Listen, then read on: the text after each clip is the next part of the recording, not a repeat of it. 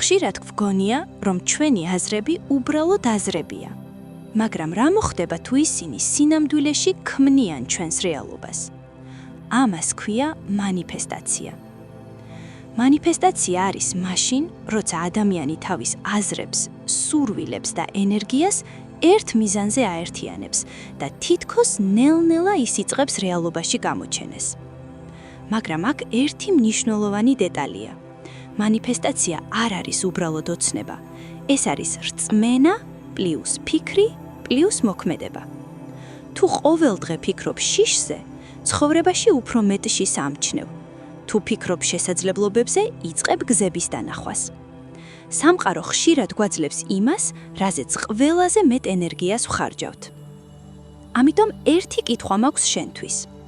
რას მანიფესტირებ შენ ახლა? შიშს თუ იმ ცხოვრებას, რომელიც ნამდვილად გინდა?